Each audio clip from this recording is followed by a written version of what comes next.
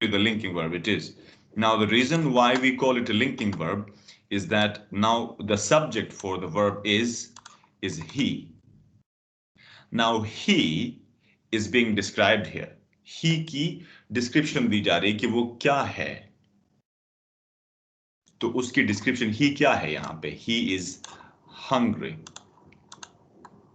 So hungry is the description of the subject he. तो he की जो description थी उसके साथ लिंक किया इसने, तो उस वर्ब का नाम होता है लिंकिंग वर्ब. ये क्यों मालूम होना चाहिए वो भी बताता हूं. उससे पहले बस इतना समझिए कि अगर कोई ऐसा वर्ब है जो खुद किसी एक्शन को रिप्रेजेंट कर रहा है तो वो तो एक्शन वर्ब है अपनी जगह पे. अगर कोई ऐसा वर्ब है जो दो चीजों को, दो सेम चीजों को आपस में लिंक कर रहा है. अब यहां पे जो हंग्री है वही ही है, जो ही है वही हंग्री है. ये बात समझने की है. लेकिन अगर यहां पे देखा जाए कि जो ही है वो दैट नहीं है, जो दैट है वो ही नहीं है, so the word that follows the linking verb is actually the description of the previous one. अब यहां पे तो मैंने एक बहुत ही इजी लिंकिंग वर्ब रखा है जिसको आप कहें इज है, इसमें एम है, आ है, was, were, been, ये इसके डिफरेंट फॉर्म्स हैं. यहां तक कि ये भी उसमें आता है. वर्ब की एक्चुअली फॉर्म्स होती हैं 5. नॉर्मली हम 3 या 4 पढ़ते हैं, उसकी वजह यही है कि टेंसेस में ये आते हैं. अब इन सारे वर्ब्स का जो कुल मिला के नाम है ये है बी.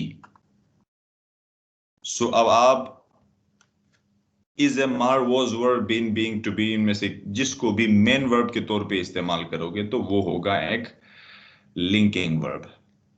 और मेन वर्ब वो होता है कि उस क्लॉज के अंदर, यानी उस सब्जेक्ट वर्ब पेयर के अंदर, सेंटेंस के उस हिस्से के अंदर या उस सेंटेंस के अंदर मेन वर्ब के बाद कोई और वर्ब नहीं आता फौरन बाद. जैसे सेज के फौरन बाद कोई वर्ब नहीं है, इज के फौरन बाद कोई वर्ब नहीं है. लेकिन अगर सेंटेंस इस तरह का हो,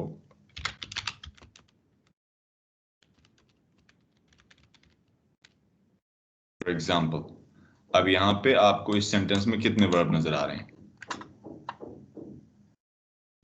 is playing. सो अब यहां पे आप देखें कि इज के बाद एक और भी वर्ब आ रहा है. Now is a helping verb. It is not the main verb now. So now we cannot call it a linking verb. क्योंकि linking verb असल में main verb होता है और main verb के फौरन बाद कोई और verb नहीं आता. So यहाँ पे playing ही main verb है. So helping verb की असल में दुनिया ही कुछ और होती है. Helping verb actually meaningless होता है. यानी हेल्पिंग वर्ब जो है उसकी कोई खास मीनिंग नहीं होती, वो सिर्फ और सिर्फ टेंस बताता है कि प्रेजेंट है कि पास्ट है कि फ्यूचर.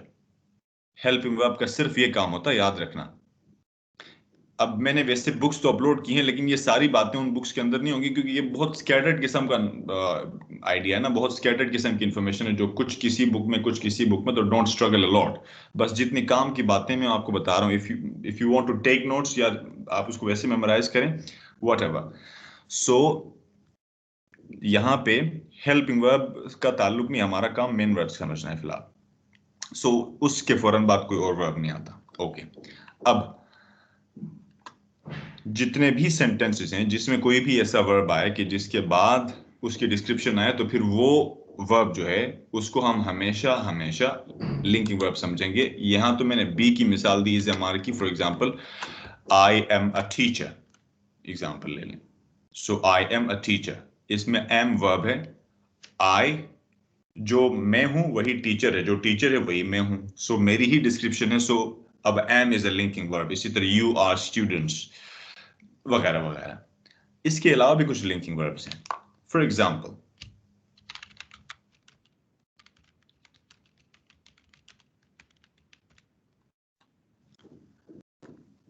अब यहां पे है वर्ब स्मेल्स.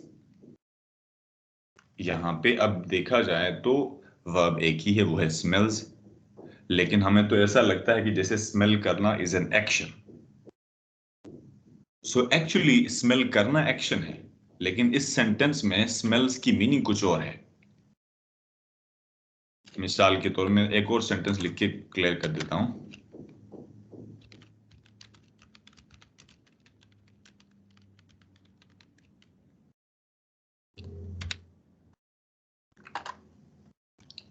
मिसाल वैसे इस तरह के सेंटेंस नहीं बनता, लेकिन मीनिंग क्लियर कराने के लिए बना रहा हूं। अब देखें कि दो सेंटेंसेस हैं, दोनों में एक ही वर्ब आ रहा है, दोनों की मीनिंग सेम नहीं है। How do we know that? देखें, हमने ऊपर कहा था कि एक्शन वर्ब जो है उसका कोई करने वाला होता है, कोई परफॉर्मर होता है, जैसे ही एजेंट था। तो हमने ये देखना होता है कि जो एक्शन है उससे पहले जो भी नाउन प्रोनाउन वगैरह आए हैं, क्या उनमें इस एक्शन को करने की सलाहियत है। जैसे स्मेल करने का काम शी तो कर सकती है, जाके किसी फ्लावर को उठा के स्मेल कर लिया, लेकिन कोई फूल ये काम नहीं कर सकती, वो तो नॉन लिविंग थिंग है। सो वहां पे पता चल रहा है कि इस सेंटेंस के अंदर वो सब्जेक्ट नहीं है, और अगर है भी तो वो डूअर या परफॉर्मर वाला सब्जेक्ट नहीं है, वो लिंकिंग वर्ब के साथ जो सब्जेक्ट होता है जिसके बारे में सिर्फ डिस्क्रिप्शन दी जाती है। सो इस सेंटेंस का एक्चुअल मतलब है कि दिस फ्लावर इज गुड। अब वो फ्लावर जो है गुड होने की उसकी दो ही चीजें हो सकती हैं, ईदर इट लुक्स गुड और इट स्मेल्स गुड। तो इन दोनों सेंटेंस की ट्रांसलेशन ये बनेगी कि ये फूल अच्छा स्मेल करता है, यानी ये फूल, इस फूल की खुशबू अच्छी है। अब खुशबू अच्छी है मतलब वो फूल अच्छा है। इसी तरह जो दूसरा सेंटेंस है उसमें मतलब ये है कि वो हमेशा फूल सूंघती है। तो सूंघने का एक्शन कर जो है वो दूसरे सेंटेंस में, लेकिन पहले वाले में एक्शन नहीं है कोई। हम सिर्फ इतना कह रहे हैं कि ये इस फूल की खुशबू अच्छी है।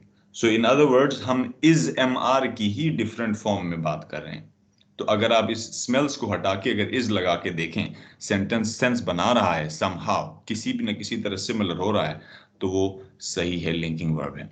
लेकिन अगर दूसरे सेंटेंस में आप देखें, अब मैं दोनों सेंटेंस में स्मेल्स की जगह पे इज लगा के चेक कर रहा हूं। This flower is good, sentence बन रहा है। She always is flower, nope, not at all, नहीं हो सकता।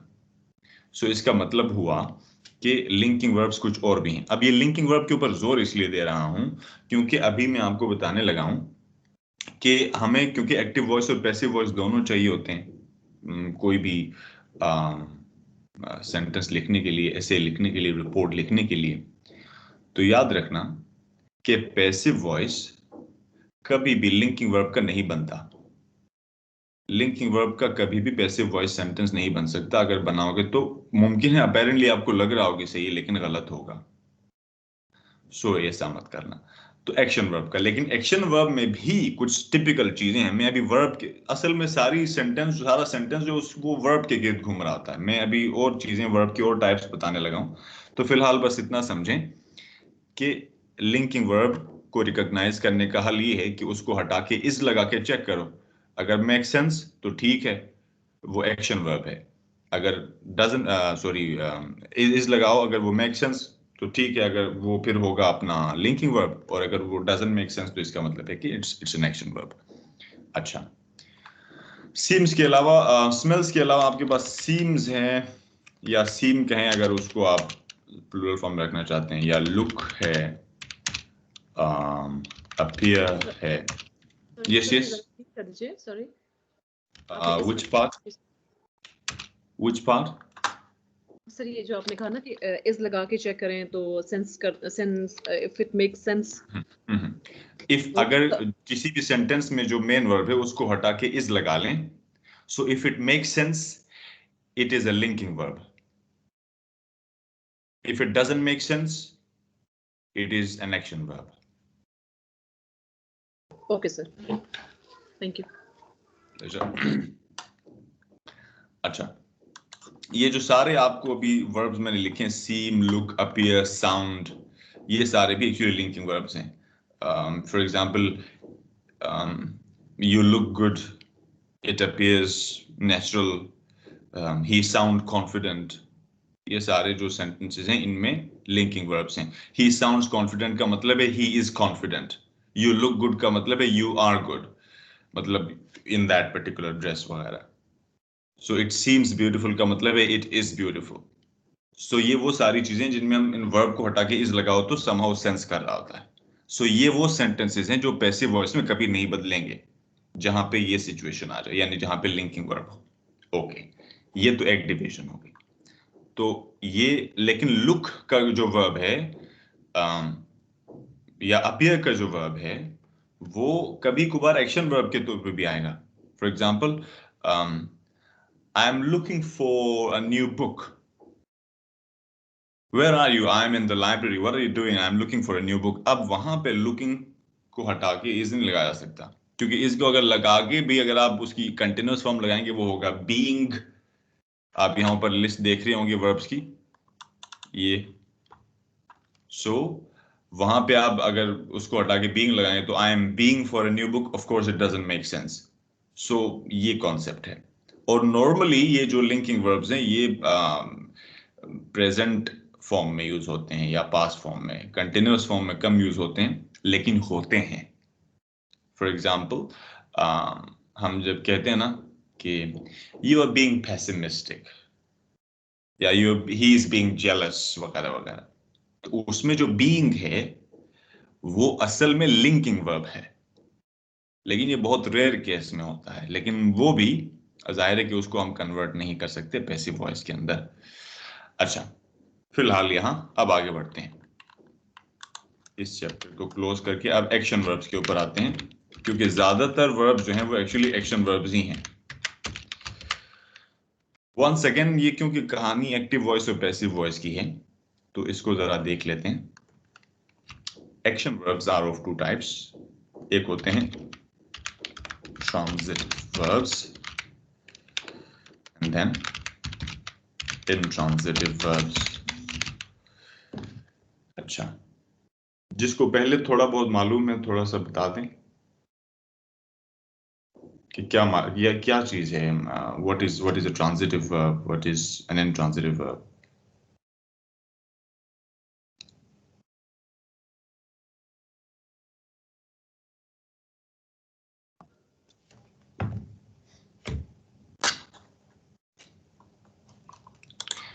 अच्छा, वैसे ट्रांजिशन का लफ्ज तो मालूम होगा, Yes. इसमें एक जी सेंस है कि going through a phase, from one place to another या one stage to another, one position Changing to another. from one state to another. So यहाँ ट्रांजिटिव का भी इन सम सेंस उसी तरह की मीनिंग होगी। अभी मैं एग्जांपल के तौर पे आपको कुछ सेंटेंसेस बताता हूँ।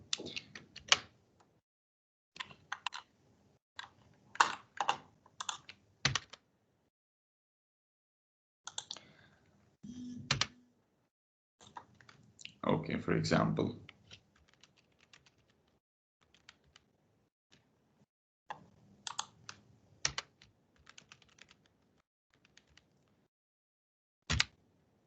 एक में मैंने फुल स्टॉप लगाया है, एक में नहीं लगाया है, एक में मैं आगे बात करूंगा। देखिए, एक सेंटेंस है, इसके अंदर आपको इस वक्त कुछ वर्ब्स नजर आ रहे हैं। अब एम और राइटिंग दोनों वर्ब्स हैं। मेन वर्ब के बाद क्योंकि कोई और वर्ब नहीं आता और हेल्पिंग वर्ब के बाद ऑफ कोर्स आता है, तो इसका मतलब है यहाँ पे एम जो है वो हेल्पिंग वर्ब है, वो कोई लिंकिंग वर्ब नहीं है। सो वो हेल्पिंग वर्ब उसको छोड़ दें। अब आ जाए मेन वर्ब पे, राइटिंग। यहाँ पे एक्चुअल जो एक्शन हो रहा है वो लिखने का हो रहा है। तो कोई भी वर्ब जो है वो दो तरीकों से, अक्सर वर्ब जो है वो दो तरीकों से इस्तेमाल हो सकते हैं, ट्रांजिटिवली भी, इंट्रांजिटिवली भी। तो हमें देखना होगा सेंटेंस के अंदर। अगर फॉर एग्जाम्पल कोई मुझसे पूछे कि आप क्या कर रहे हो, तो मैं कहूँ आई एम राइटिंग, मैं कुछ लिख रहा हूं। अब यहाँ पे ये इंपॉर्टेंट नहीं है कि मैं क्या लिख रहा हूं, तो बस सेंटेंस हो गया अपनी जगह पे, जितनी इंफॉर्मेशन थी वो आनी है, सेंटेंस इज करेक्ट। तो यहाँ पे सब्जेक्ट और वर्ब है और कुछ भी नहीं है। राइटिंग वर्ब है, एम भी वर्ब ही है, वर्ब फ्रेज बनता है ये कुल मिला के, और आई सब्जेक्ट है इस एक्शन को करने वाला। लेकिन अगर कोई मुझसे पूछे कि व्हाट आर यू राइटिंग, जब उसने मुझसे पूछा ये वाला क्वेश्चन, अब यहां पे मेरी इंफॉर्मेशन इनकम्प्लीट है, I have to add something. So for example मैं कह सकता हूं I am writing a diary, for example I am writing a letter, I am writing a poem, I am writing an essay, I am writing a report, etcetera. अब देखें कि जो action है उसको रिसीव करने वाला है कोई। एक्शन जो है वो ट्रांजिट हुआ है from one person to another thing, कि एक्शन करने वाले से वो एक्शन गया है और किसी एक्शन रिसीव करने वाली किसी चीज के ऊपर, ऑब्जेक्ट के ऊपर रिसीव हुआ है। So we have an object here. So in order to have an object you can have only two questions. या तो व्हाट पूछा जा सकता है या फिर ये पूछा जा सकता है। तो in other words transitive verb जो हैं वो हमेशा उनका एक ऑब्जेक्ट होता है। ऑब्जेक्ट क्या चीज है? It is the receiver of the action, यानी someone or something that receives the action। तो वो Or shortcut. yes, could it be also a place where the action happens? depends, yes, but no, if the action is being applied on that thing तो ठीक है, लेकिन अगर हम ये कह रहे हैं कि where, then no, then that is not an object। So do you have a sentence in your mind? No, not really. Okay, let me give you an example. Maybe you want to say something like this. Let me bring that very famous sentence from our childhood. I don't know whether you have been reading this one or not, but I came across this sentence like thousands of times. So I mean, maybe you wanted to ask something like this, that whether school is an object or not. So see, there are two types of objects. When we talk about an object in a sentence, we mean the object of the verb. And when we talk about the object of the verb, it has to have one of these two questions. What and to whom? अब देखिए कि I am writing. What are you writing? I am writing a diary. Now a diary is an object, so the verb is transitive. Now think about this one. I am going. What are you going? No one can ask this question. तुम क्या जा रहे हो cannot be asked. To whom are you going? Of course not. Where are you going हो सकता है, but that is not a part of this list of questions जो हमने लिखा है। वो adverbial होगा, जिसके बारे में हम बात करेंगे आगे। So I am going to school के अंदर यहां पे I सब्जेक्ट है, am going verb है, to school जो है ये adverbial है, it is not the object। हमें स्कूल में यही पढ़ाया जाता था कि I am going to school के अंदर स्कूल ऑब्जेक्ट है। स्कूल तो ऑब्जेक्ट है, लेकिन किसका ऑब्जेक्ट है? अभी यहां पे जिस ऑब्जेक्ट की बात हो रही है बहुत ही अलग कॉन्सेप्ट है। मैं इसकी एक मिसाल देता हूं।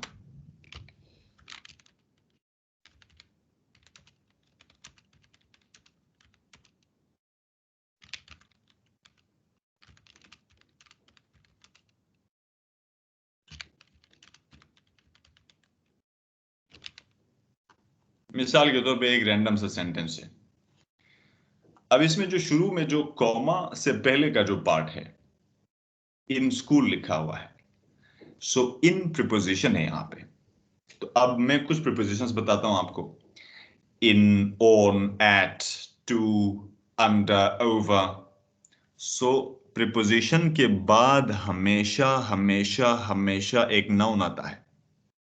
वो नाउन, वो प्रीपोजिशन और नाउन सेंटेंस के शुरू में हो, मिडिल में हो, एंड पे हो, कहीं पे भी हो, वो प्रीपोजिशन के बाद का जो नाउन है वो उस प्रीपोजिशन का ऑब्जेक्ट होता है। उससे सेंटेंस की टाइप के ऊपर कोई फर्क नहीं पड़ता, क्योंकि प्रीपोजिशन ने तो हमेशा अपने बाद लाना ही है, नाउन लाना ही है उसने। तो उससे सेंटेंस पे कोई फर्क नहीं पड़ता। तो अब जैसे इन स्कूल के अंदर स्कूल ऑब्जेक्ट है और I am going to school के अंदर स्कूल ऑब्जेक्ट है। स्कूल टू का ऑब्जेक्ट है, स्कूल इन का ऑब्जेक्ट है, स्कूल गोइंग का ऑब्जेक्ट नहीं है। लेकिन आई एम राइटिंग अ डायरी के अंदर a diary is an object of the verb writing. तो ऑब्जेक्ट होना चाहिए वर्ब का, प्रीपोजिशन का नहीं। अच्छा, अब यहां से वापस उधर जाते हैं। अब आई एम राइटिंग अ डायरी के अंदर a diary is an object. तो जहां जहां ट्रांजिटिव वर्ब हो और इन दो में से किसी एक सवाल का जवाब हो, यानी ऑब्जेक्ट हो जहां पे, तो उसको आप पैसिव वॉइस में बदल सकते हैं। बाकी किसी चीज को पैसिव वॉइस में नहीं बदला जा सकता।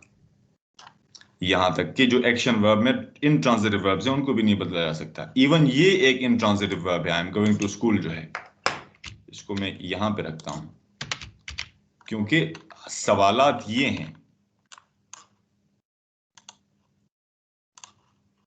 इन दोनों में से किसी एक का आंसर। अब आप सोच रहे होंगे टू हुम का आंसर क्या हो सकता है।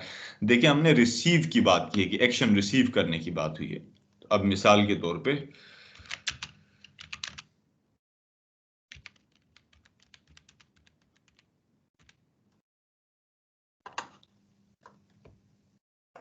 आई एम कॉलिंग,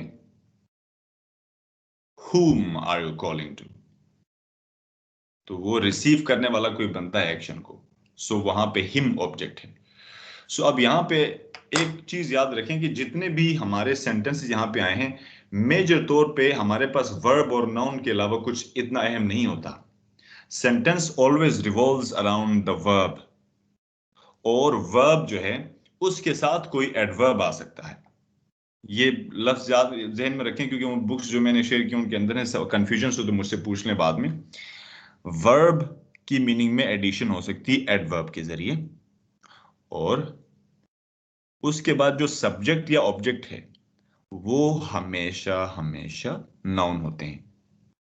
अब नाउन की जगह पे प्रोनाउन आ सकता है, जैसे यहाँ पे आई है, हिम है, वो असल में किसी न किसी नाउन को रिप्रेजेंट कर रहे हैं। नाउन क्या है? नाम है किसी शख्स, चीज वगैरह का।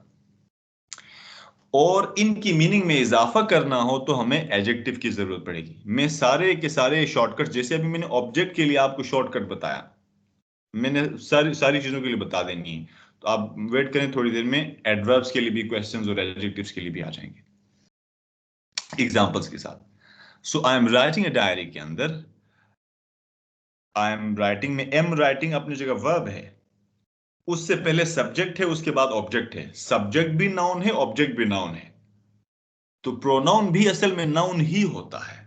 तो अ डायरी भी नाउन है, आई भी नाउन है। ओके, तो पार्ट्स ऑफ स्पीच देखिएगा। एडजेक्टिव, प्रोनाउन और नाउन तीनों का ताल्लुक नाउन के साथ है। एडजेक्टिव, नाउन, प्रोनाउन तीनों का ताल्लुक नाउन के साथ है।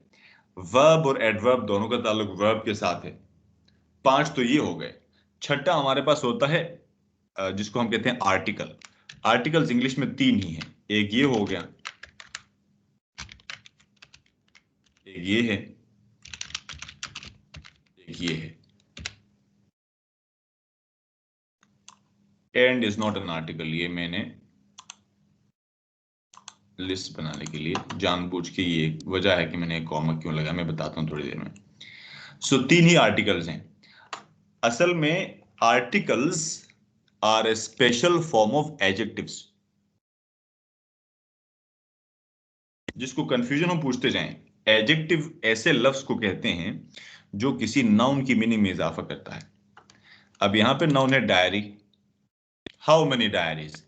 अ डायरी, वन डायरी। सो वो uh is actually adding something to the meaning of the noun diary, so it is a special adjective। कुछ ग्रामर के बुक्स के अंदर तो ये जो आर्टिकल्स हैं इनका अलग से कोई नाम ही नहीं होता, इनको एडजेक्टिव्स की जेल में ही लिखा जाता है।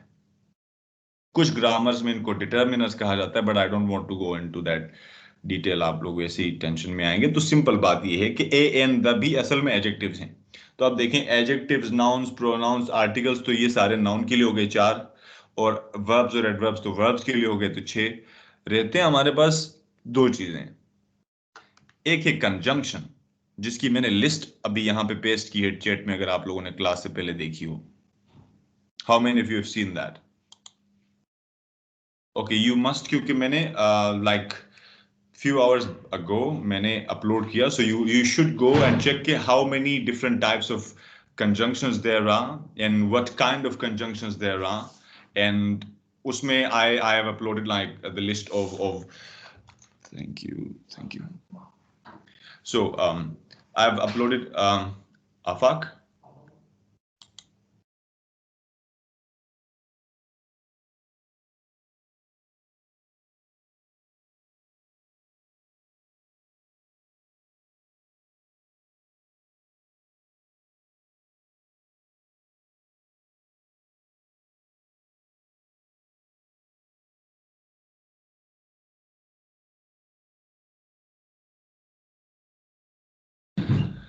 ऑलराइट, अच्छा, सो मैं क्या बात कर रहा था, हाँ, सो पता नहीं मैं क्या बात कर रहा था, समवन प्लीज रिमाइंड, हाँ, कंजंक्शंस हैं, Conjunctions. यस यस यस, सो Conjunction. जी, कोऑर्डिनेट कंजंक्शंस हैं वहां पे, जिसमें फैन बॉयज में अभी उसके ऊपर भी आऊंगा, वैसे छोटे बताऊं, फिर उसके बाद सबऑर्डिनेट कंजंक्शन हैं, और फिर कोरिलेटिव कंजंक्शंस हैं, और फिर सबऑर्डिनेट कंजंक्शंस हैं, और फिर कंजंक्टिव एडवर्ब्स भी हैं कुछ, वो लिस्ट मैंने वहां पे रखी है। वो उनका सेंटेंस के साथ इस तरह का ताल्लुक होता है कि वो सिर्फ अल्फाज को जोड़ने के लिए इस्तेमाल होते हैं। जंक्शन का लफ्ज तो आपने सुना ही होगा, चौक जो होता है, where different roads meet, different roads connect. So conjunction असल में ज्वाइन कराता है दो डिफरेंट सेंटेंसेस को या अल्फाज को। सो वो एक है, और फिर उसके बाद एक वो पार्ट्स ऑफ स्पीच भी है जिसका राइटिंग के साथ कोई ताल्लुक नहीं है, एक पार्ट ऑफ स्पीच ऐसा भी है, उसको कहते हैं इंटरजेक्शन। फॉर एग्जाम्पल woohoo या फ्यू या wow, you know, stuff like that, उसका राइटिंग से कोई ताल्लुक नहीं। तो जितने भी पार्ट्स ऑफ स्पीच हैं उनमें कंजंक्शन वाहिद चीज है जो अलग अपनी एक तरह की पहचान रखती है, वरना जितने भी हैं वो नाउन और वर्ब के ही मुख्तलिफ तौर में उन्हीं को सपोर्ट कर रहे थे। तो सेंटेंस असल में घूमता है वर्ब के गिर्द, और क्या घूमता है वर्ब के गिर्द, असल में वर्ब के गिर्द नाउन घूमता है, एडवर्ब घूमता है, सब कुछ उसी, यानी सेंटर ऑफ ग्रेविटी है, ब्रादर आई वुड से कि वो ऑर्बिट का सेंटर है जिसके गिर्द सब कुछ रिवॉल्व कर रहा है। तो वर्ब की इसलिए क्लियर इंफॉर्मेशन होनी चाहिए। अभी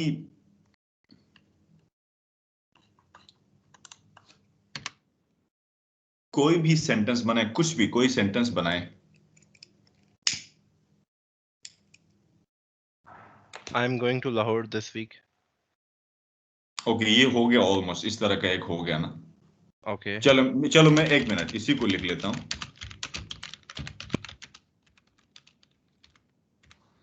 अब देखें कि यहां पे सबसे पहले हम हमेशा वर्ब को आइडेंटिफाई पहले करो ताकि इजी लगे।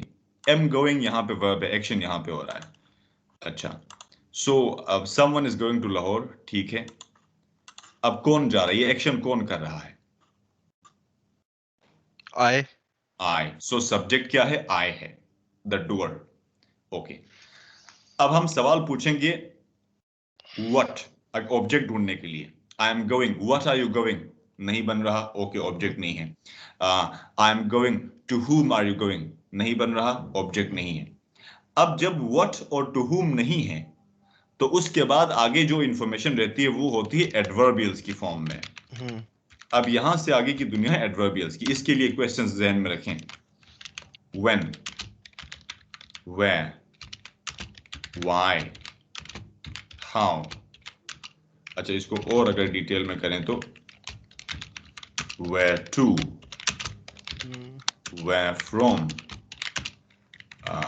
how के बाद how often। ये वो अल्फाज हैं कि जो आपके सेंटेंस की मीनिंग में इजाफा करेंगे, लेकिन न उससे सेंटेंस कॉम्प्लेक्स होता है न कंपाउंड होता है, बस सेंटेंस एडिशनल इंफॉर्मेशन अपने अंदर लेके आता है, थोड़ा सा स्ट्रांग हो जाता है, थोड़ी सी इंफॉर्मेशन एडिशनल आ जाती है। लेकिन जाहिर है कि हमेशा हमने इन सवालात को ज़हन में रखना है। असल में सेंटेंस क्या है, इसकी फिलॉसफी अगर मैं बताऊं, यानी फिलॉसफी ये है कि हर सेंटेंस किसी सवाल का जवाब है, चाहे वो सवाल पूछा गया हो या ना पूछा गया हो। फॉर एग्जाम्पल, अभी मैंने आपको बताया कि हर सेंटेंस एक सवाल का जवाब है। ये सवाल आपने पूछा नहीं था कि what is the philosophy of a sentence, लेकिन मैंने किसी सवाल का जवाब दिया है असल में।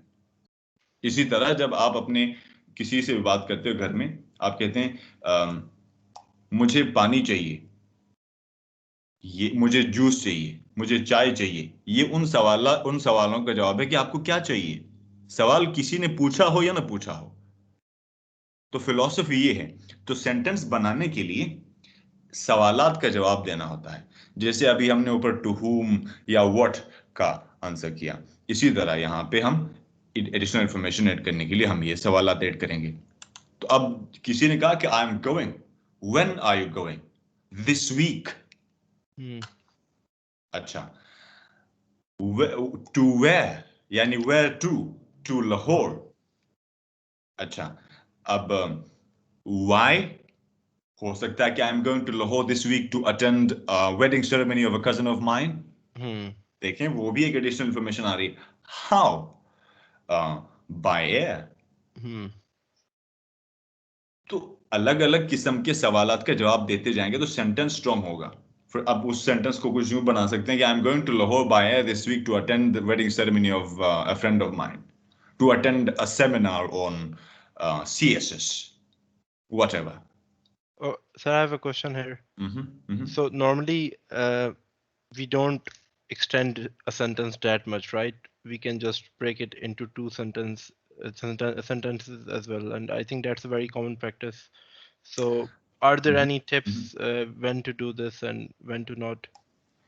I would say that you should extend your sentences because in IELTS writing, sentences should have a lot of information in them. But of course, it should be grammatically correct. Meaningful. I mean, we wouldn't be writing two short sentences because short sentences means that you don't have a command on grammar, which is why you are trying to avoid complexity. That shouldn't happen. You should add information. Otherwise, in general communication, of course, we don't go for a lot of details. But here, of course, we do.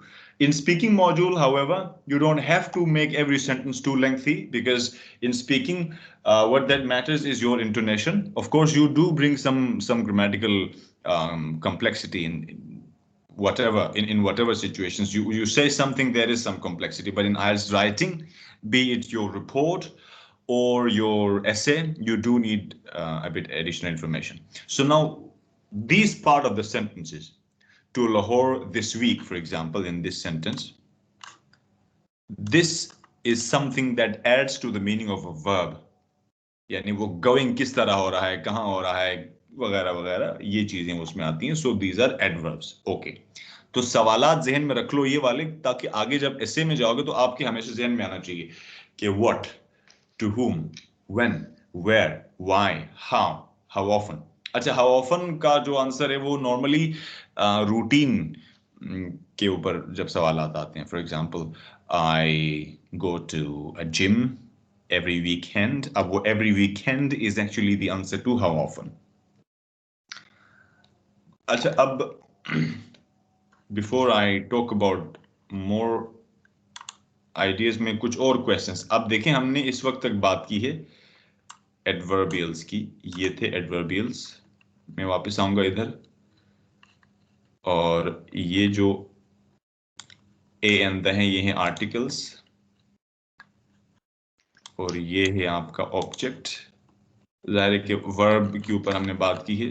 तो अब एक चीज रहती है, वो है adjective.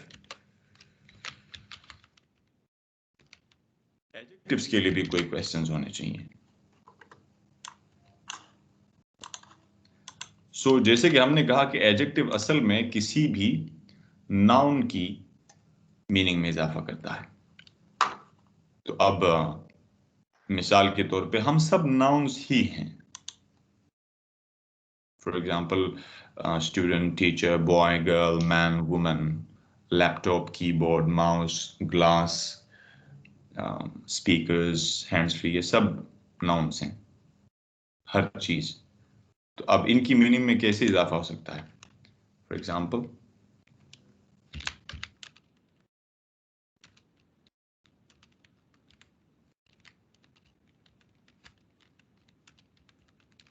What kind of, या what sort of, या व्हाट टाइप ऑफ आप कहें इसको. ये 4 सवाल जहन में रखें किसी भी नाउन की मीनिंग में इजाफे के लिए. अब आपको आइडिया होगा कि एडजेक्टिव्स कितनी वसी चीज है. एडजेक्टिव्स जो हैं वो नंबर्स की फॉर्म में हो सकते हैं, क्वालिटी, क्वांटिटी, और स्पेसिफिकेशन भी समटाइम्स. मिसाल के तौर पे, अब एक फॉर एग्जांपल मैं कह सकता हूं, there are glasses on the table. यहां पे ग्लासेस जो है वो एक नाउन है. तो पूछा जा सकता है how many. There are 3 glasses. 3 is an adjective. There are lots of glasses. How much का आंसर है, एडजेक्टिव है. What kind of glasses? There are 3 steel glasses. वो क्वालिटी है, क्वांटिटी आगे हो गई, ये क्वालिटी है. अब which one थोड़ा सा डिफरेंट है. मैंने नवीद, अगर आपको याद हो तो क्लास में आपकी एग्जांपल ली थी. जी सर. जब कैंपस में थे हम. कैसे हो जी आप? सर. ठीक हो? ठीक है सर. सो मिसाल उसकी यूं ले लें. अब which one को कैसे स्पेसिफाई करते हैं? Okay. The boy who is wearing black and white headphones is a student of mine. अब यहां पे मैं बता रहा हूं कि which boy. For example, मैं कह रहा हूं this boy is a student of mine. तो boy क्या है? Noun है. Which one? यहां पे तो 2 boys हैं. The boy, yeah, the one, which one? The boy who is wearing black and white headphones. तो स्पेसिफाई करने के लिए आपका एडजेक्टिव लेंथी हो सकता है. अब वो लेंथी कैसे होगा? अभी अगर आपने गौर किया हो तो मैंने सेंटेंस पहले मैंने द बॉय कहा था, अब कहा the boy who is wearing. Relative pronouns और रिलेटिव एडजेक्टिव्स, उसकी लिस्ट मैंने अपलोड की. अगर आप अभी अगर अपने टीम में देखें तो वहां पे आपको मिलेंगे. उसमें मैंने वैसे यहाँ पे पेस्ट किया है. उसमें हु, विच, दैट वगैरह है. मैं उस लिस्ट को जाके देखता हूँ कि उसमें है कि नहीं. उसमें है मेरा ख्याल है.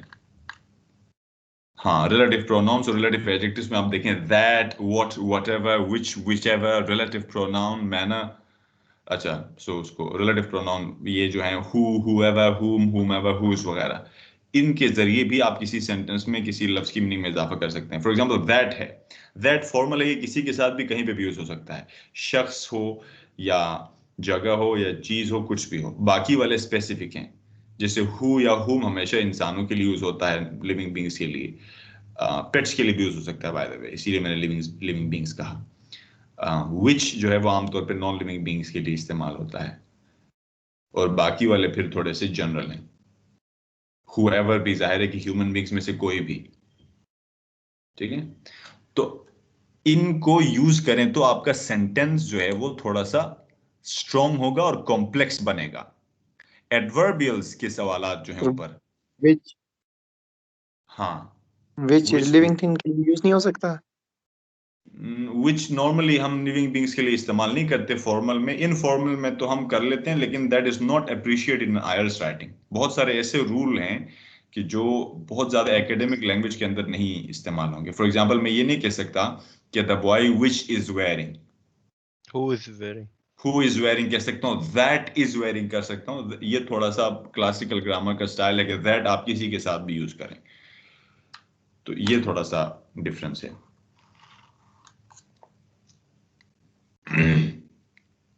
अच्छा, हाँ, अब देखें एडवर्बियल्स की लिस्ट आपके सामने है कि कौन से क्वेश्चंस के जरिए रिस्पॉन्ड करना है. एडजेक्टिव्स की भी.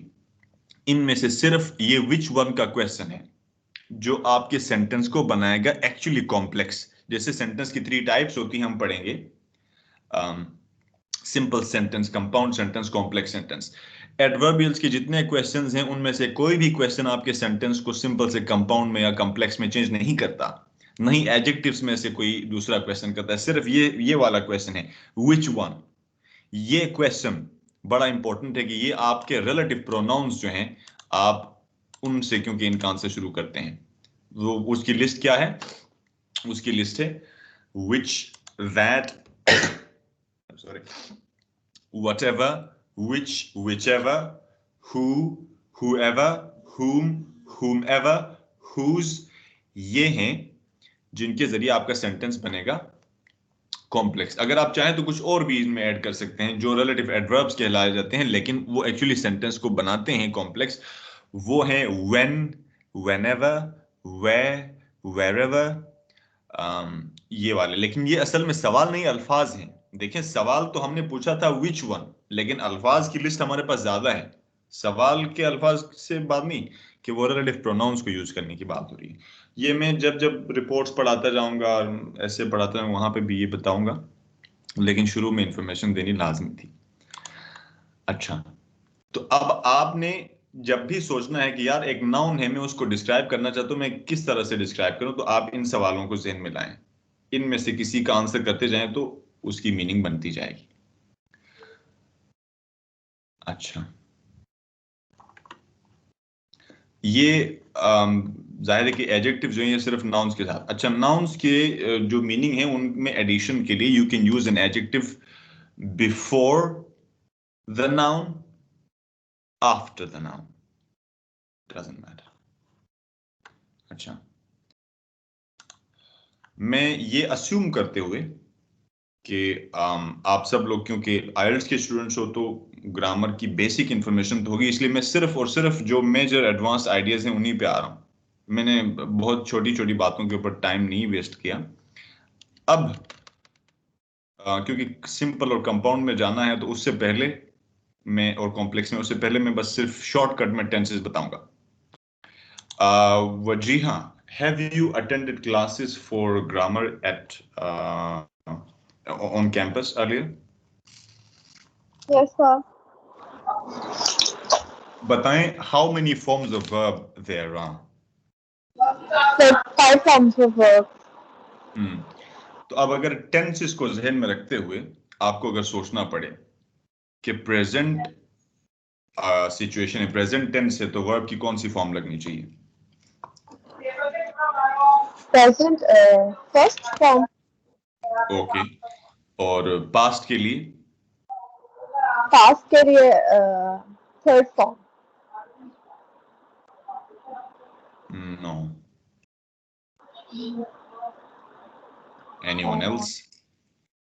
Second Okay, form. you have already attended the class. हाँ Naveed, yes, second form. And future के लिए? फ्यूचर के लिए first. You missed one point. और उसमें वो लगेगा सर, विल लगेगा।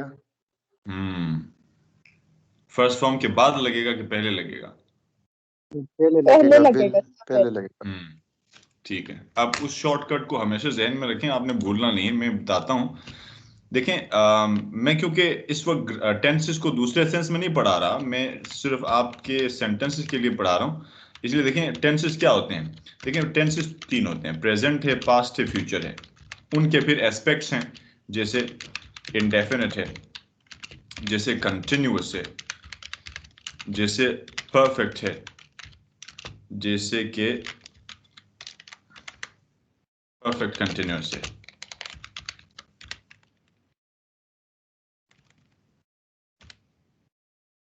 अच्छा, अब देखें प्रेजेंट के लिए हमेशा वर्ब की लगेगी first form,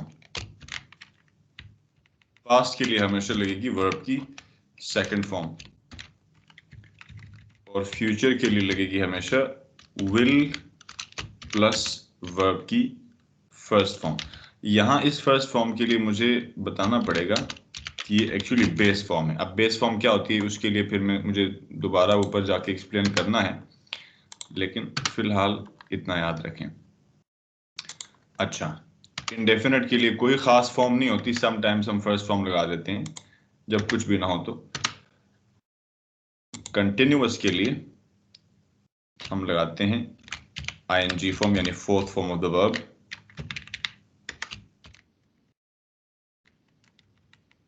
sir indefinite tense को सिंपल भी कह सकते हैं। बिल्कुल, कहते भी हैं, कह भी सकते हैं, बिल्कुल।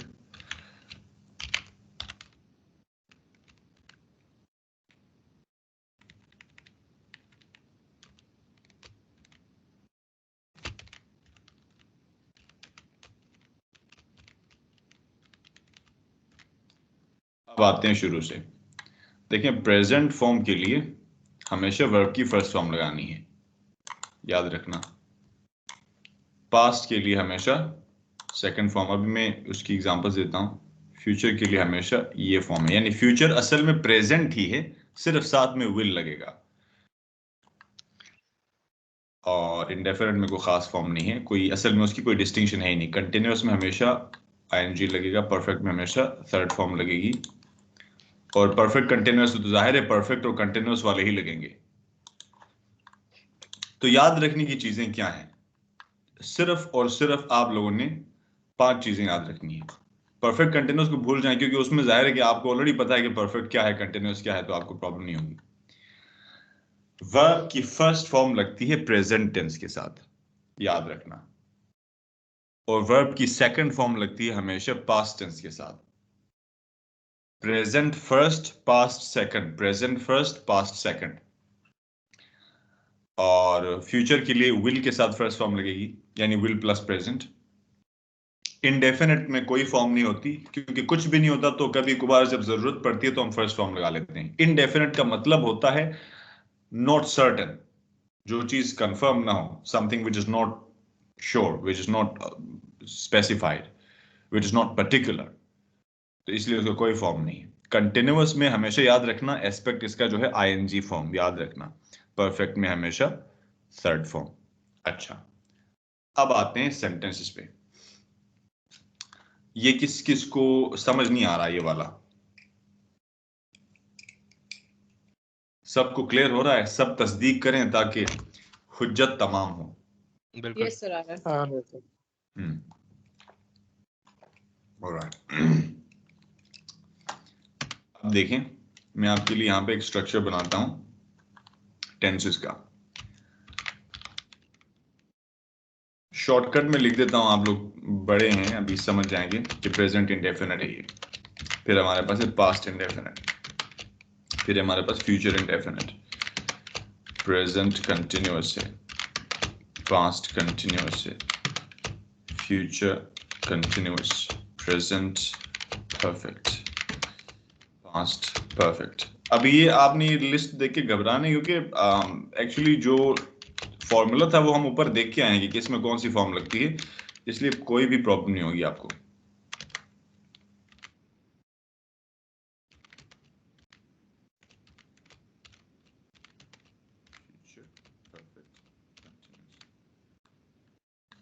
अच्छा, एक मतलब फिर present form first, past second, future will plus first, continuous ING and perfect third.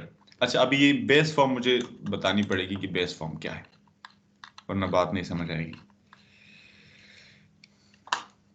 ये सारे इस वक्त आप स्क्रीन पे जो हाईलाइट मैंने किए, बल्कि इनको let me give them a red colour, ये एक ही वर्ब की अलग अलग शक्लें हैं, और अभी जिनको मैं ब्रैकेट में बंद करने लगा हूं ये फर्स्ट फॉर्म है।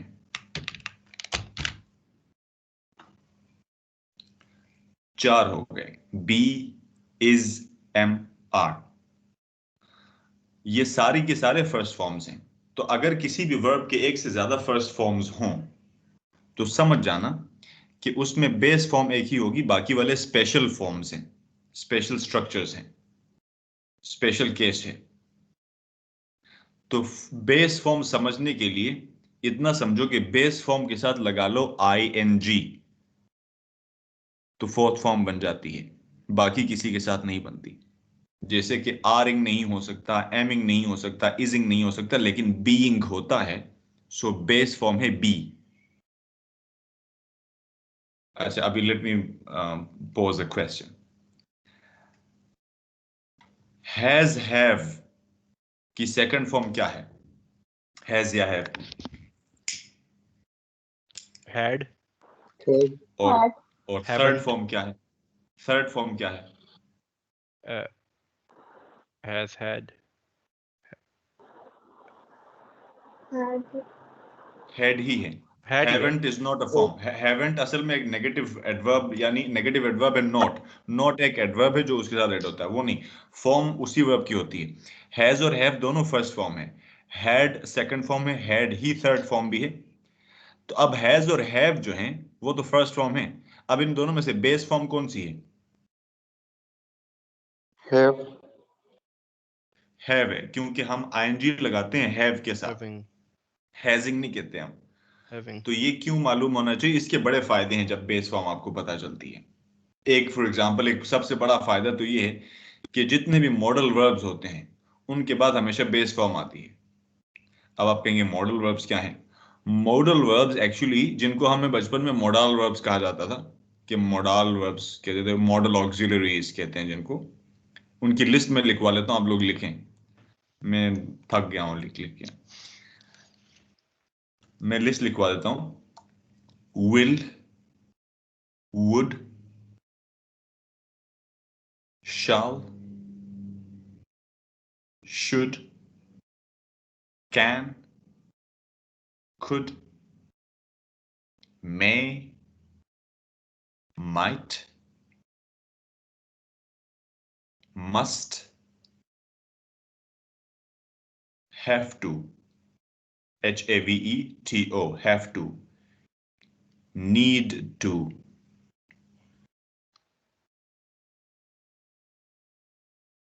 used to।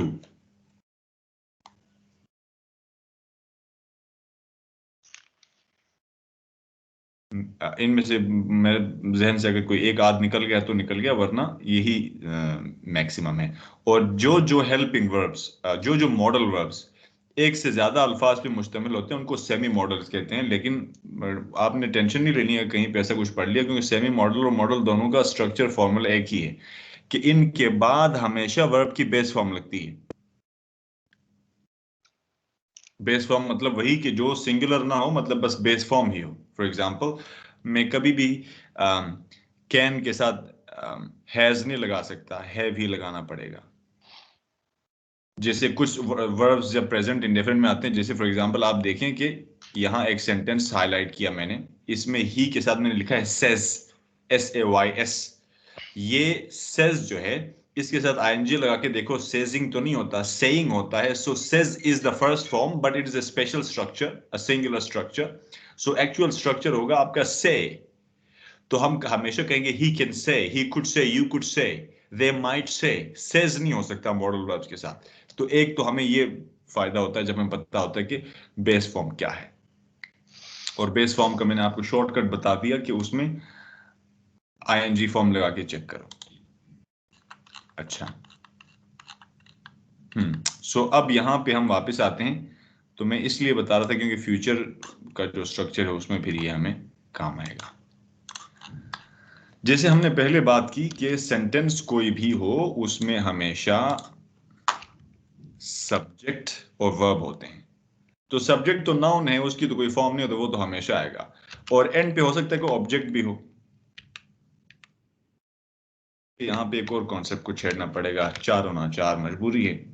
वो ये है कि कॉम्प्लीमेंट भी एक चीज होती है। एक तो वो कॉम्प्लीमेंट होती है जो हम किसी की तारीफ कर देते हैं, वो होती है PLIMENT वाली। जिस कॉम्प्लीमेंट की मैं बात कर रहा हूं, ये है COMPLEMENT। ये कंप्लीट होने से है, किसी चीज के कंप्लीट होने से। सो कंप्लीटमेंट क्या है? लिंकिंग वर्ब को याद करें। अगर लिंकिंग वर्ब के बाद वाले सेंटेंस को याद करेंगे तो लिंकिंग वर्ब के बाद जो भी लफ्ज आता है वो उसका कॉम्प्लीमेंट होता है।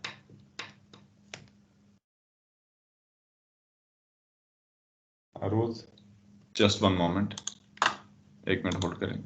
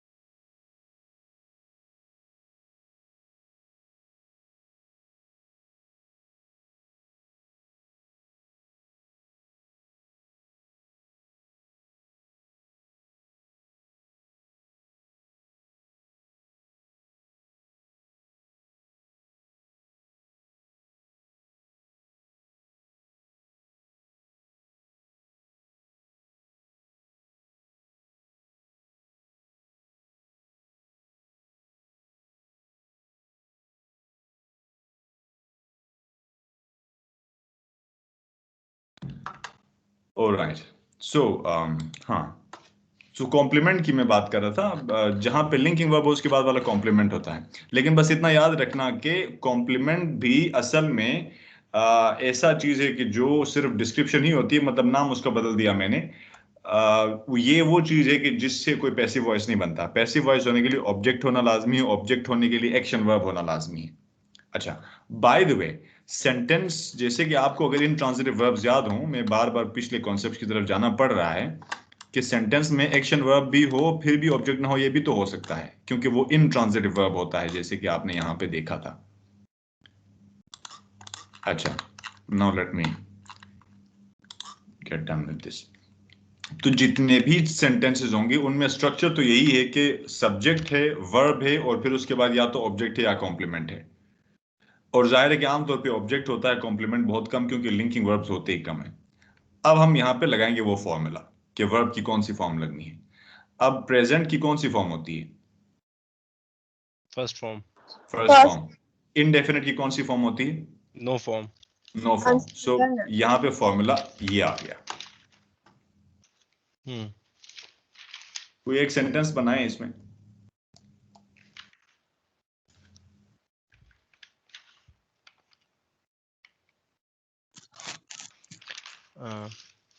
I play I cricket. want to eat.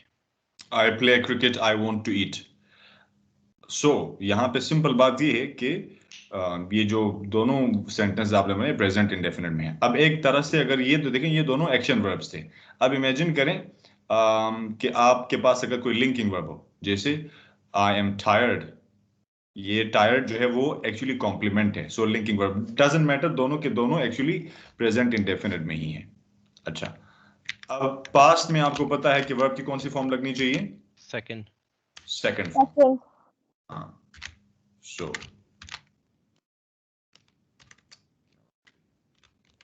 ये फॉर्मूला है जी, सेकंड फॉर्म लगा ली। बाकी जो सब्जेक्ट है और कॉम्प्लीमेंट है उससे कोई फर्क नहीं पड़ता। I was sleeping. Sleeping ING form है, वो कंटिन्यूअस में आएगा। आई स्लेप्ट, अब ये इंट्रांजिटिव वर्ब है। I went to Lahore. office today. Yes, ठीक। इसी तरह कोई भी मतलब सेकंड फॉर्म लगा लो। आई वॉज एब्सेंट, वो भी एब्सेंट है कॉम्प्लीमेंट, वॉज लिंकिंग वर्ब है, मेन वर्ब सेकंड फॉर्म। इसी तरह आप कह सकते हैं ही टेक्स्टेड मी, ही सब्जेक्ट है, टेक्स्टेड वर्ब की सेकंड फॉर्म, मी ऑब्जेक्ट है, टू हुम का आंसर होता है।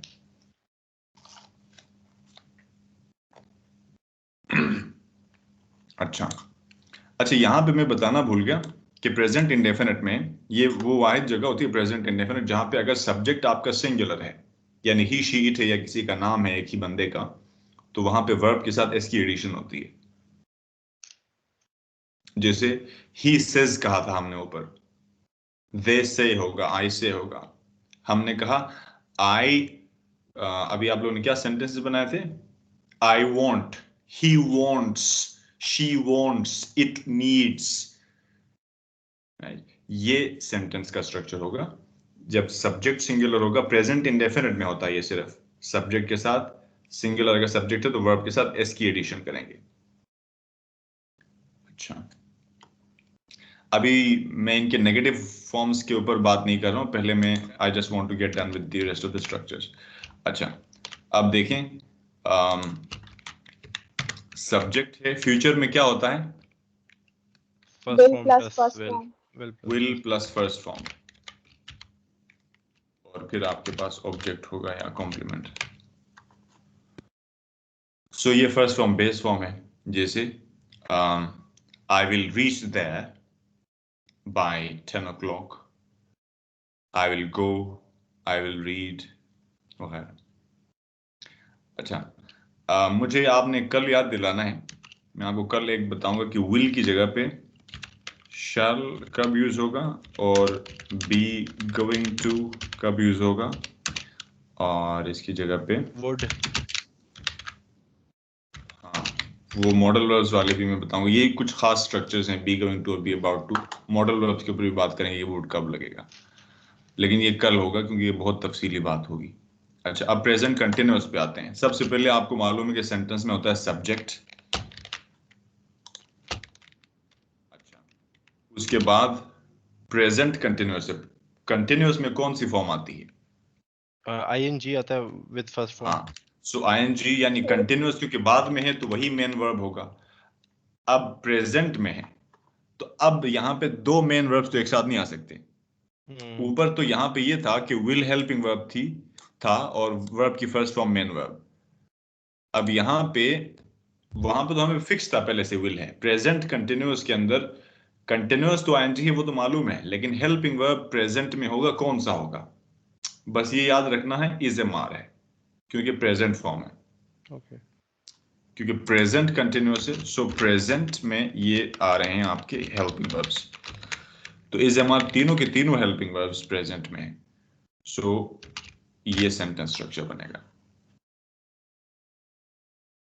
सो सब्जेक्ट और ऑब्जेक्ट अपनी जगह पे।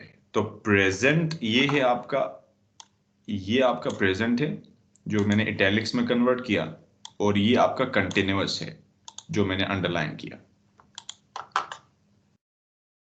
अब बस प्रेजेंट कंटिन्यूअस पता चल गया तो बाकी भी पता चल जाएंगे। तो अब देखिए, सब्जेक्ट और पास्ट फॉर्म होगी, जाहिर है कि पास्ट कंटिन्यूअस है तो पास्ट वाज वर है, और कंटिन्यूअस अभी भी है, सो वर्ब की आईएनजी फॉर्म बाकी उसी तरह का।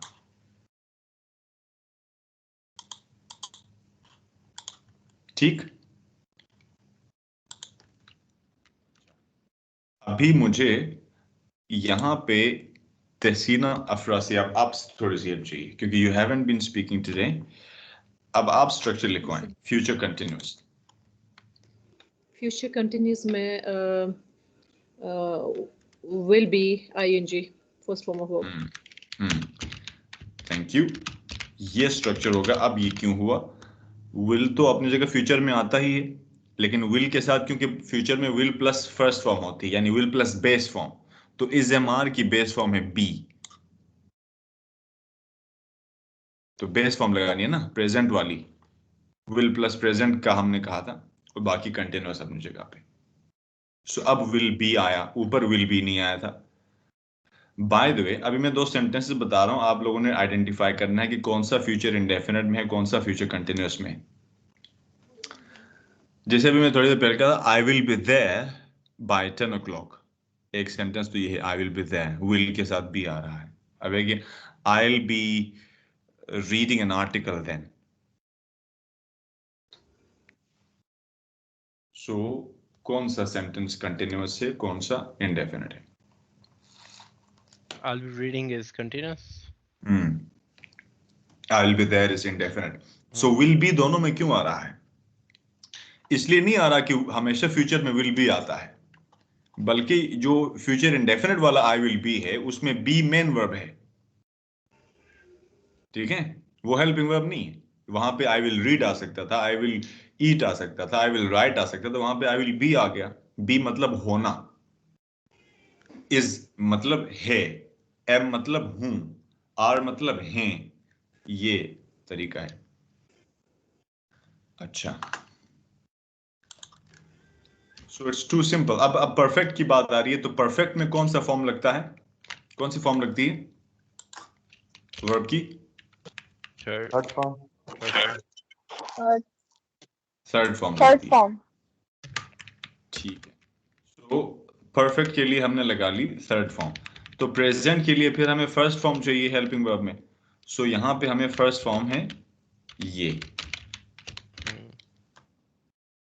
हैज और हैव दोनों फर्स्ट फॉर्म है हमें, क्योंकि यहां पे बेस फॉर्म नहीं चाहिए, इसलिए हम कोई भी इनमें से लिख लें, डजंट मैटर।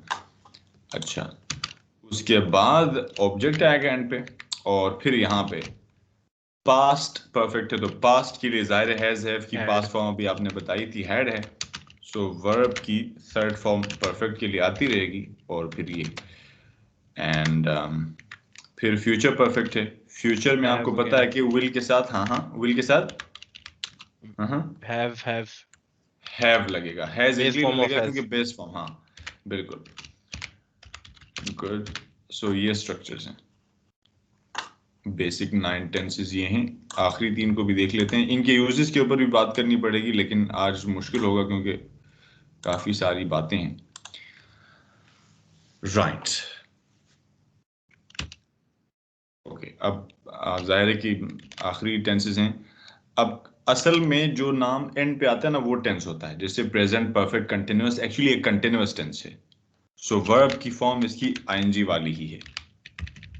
और अब प्रेजेंट है तो हैज या हैव तो आएंगे, प्रेजेंट फॉर्म फर्स्ट फॉर्म।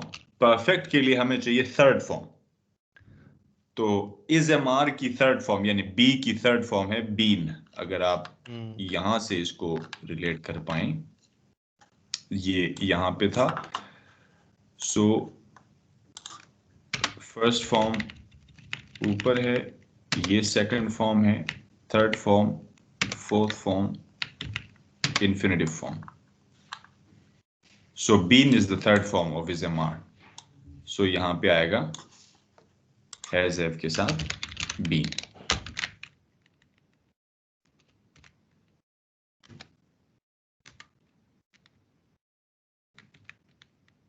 बस बाकी इजी है, हैड बीन एंड वर्ब की आईएनजी फॉर्म,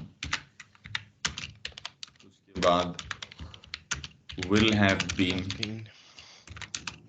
एंड वर्ब की आईएनजी फॉर्म।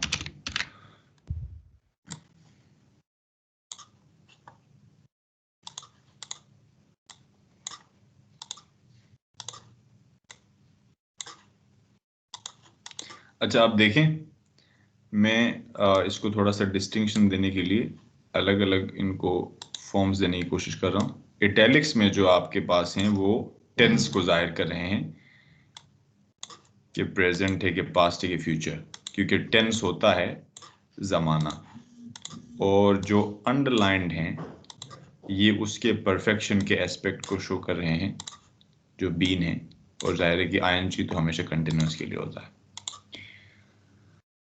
सो ये बेसिक स्ट्रक्चर है टेंसेस का, और ये उसी फॉर्मूले के ऊपर है कि किस फॉर्म के साथ कौन सी फॉर्म ऑफ वर्ब लगेगी।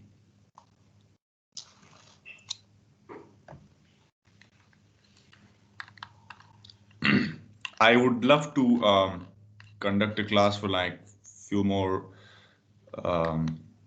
minutes maybe, लेकिन I'll have to conclude it here. Of course, it's not actually a genuine conclusion. हमें इसके ऊपर कल भी बात करनी पड़ेगी, because I want to talk about passive voice in next class, and of course also about simple sentences, compound sentences, and complex sentences.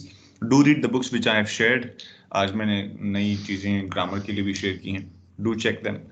And also कल हम बात करेंगे, मुझे एंड पे आपने याद दिलाना है कि मॉडल वर्ब्स, उनके ऊपर भी, और जो मैंने बात की अभी स्ट्रक्चर्स के हवाले से कि बी गोइंग टू वगैरह कब यूज होंगे। सो ये काम हम कल करेंगे। सो that's it for the day. And I know कि कुछ चीजें आपने नहीं सीखी होंगी, कुछ कंफ्यूजन जहन में होंगी। अगर क्विकली किसी के जहन में कोई क्वेश्चन है तो प्लीज अभी बता दें, so that I could respond, and then we shall continue tomorrow. Okay, Ali is fine with it. Vajih? Yes, please. Yes, Vajih. Transitive verbs. आपने बोला था कि पैसिव वॉइस ट्रांजिटिव वर्ब्स के सेंटेंस का ही बन सकता है। Right. तो जब टू होम वाला क्वेश्चन करते हैं तो उसमें जैसा आपने बताया था आई एम कॉलिंग हिम, तो उसका पैसिव वॉइस कैसे? He was called by me. He is called by me. Of course ये awkward लगता है, लेकिन स्ट्रक्चर वही है, इसीलिए तो हम उसको एक्टिव वॉइस में बताते हैं। But actually yes, it is possible to use those sentences in passive voice. इसकी एक और मिसाल ले लें। अगर आपने कभी ऑफिस वगैरह में काम किया हो तो वहां पे एक बड़ा फेमस स्ट्रक्चर होता है सेंटेंस का, वो होता है I was told,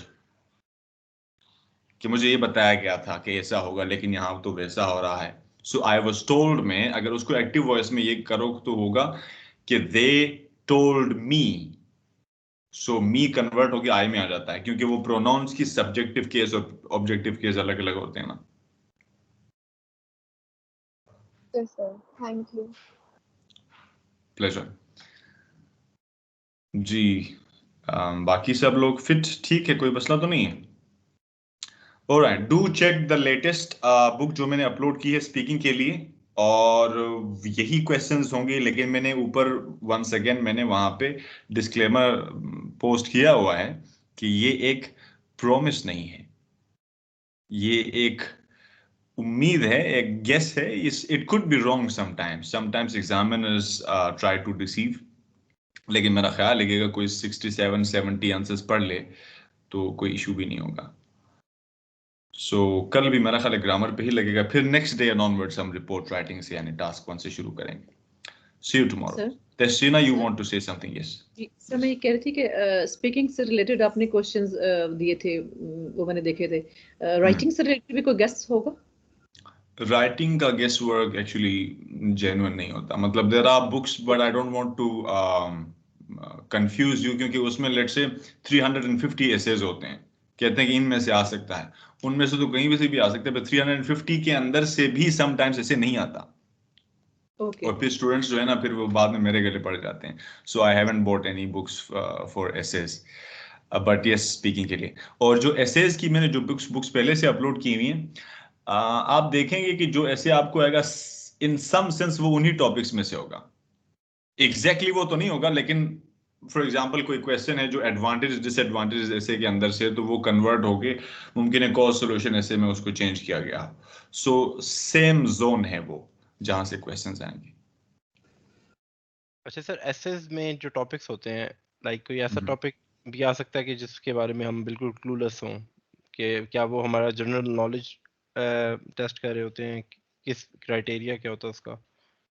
C general knowledge test नहीं कर रहे होते, वो आपकी लॉजिकली आर्ग्यू करने का जो स्किल है वो टेस्ट कर रहे होते हैं। तो अगर आपको किसी टॉपिक के ऊपर कोई इंफॉर्मेशन नहीं है तो वी फेक द एग्जांपल्स, यानी हम अपनी तरफ से ही खुद ही एग्जांपल्स बनाते हैं जिनको कोई टेस्ट नहीं करता, जिनको तो कोई क्रॉस चेक नहीं आर्गुमेंटेटिव ऐसे होता है? करता। Most of them are argumentative, some of them are discursive as well, hmm लेकिन नॉर्मली वो आर्गुमेंटेटिव होता है। और उसमें ये देखें, अगर आपको जनरल नॉलेज से मुराद ये ना कि आपको जेन्युइन इन्फॉर्मेशन मालूम हो उस हवाले से, लेकिन मुमकिन है कि अगर आपको इन्फॉर्मेशन नहीं भी पता, लेकिन आपको वैसे तो एक जनरल ओपिनियन तो होता है ना। फॉर एग्जाम्पल लेट्स से कि टाइम मशीन की बात करें कि क्या कभी इंसान टाइम मशीन बनाने के काबिल होंगे कि नहीं होंगे, तो अब आपके पास कुछ जनरली आइडियाज हैं, बस उन्हीं आइडियाज का ऐसे चाहिए। ये नहीं चाहिए कि आपको एक्चुअली किसी रिसर्च को पढ़ा है, कोई आर्टिकल पढ़ा है कि नहीं पढ़ा, दैट डजंट मैटर। ओके ठीक है। और जो हॉट टॉपिक्स हैं उनके ऊपर आइडियाज के लिए भी एक फाइल में किसी फोल्डर में गुम गई वो ढूंढ रहा हूं, तो वो मिली तो शेयर करता हूं मैं। So that's it, thank you very much indeed. Thank you sir. Allah take care. हाफिज। अल्लाह हाफिज। अल्लाह हाफिज।